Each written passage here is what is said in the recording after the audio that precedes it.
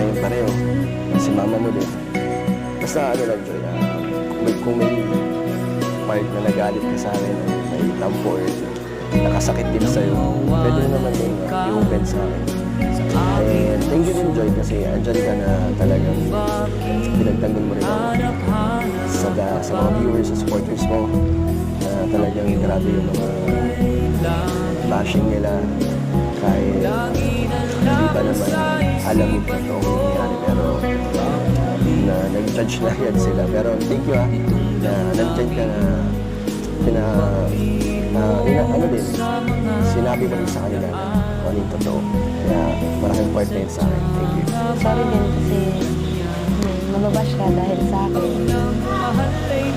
Marami kang iisip. Tapos na tayo mag-sorry.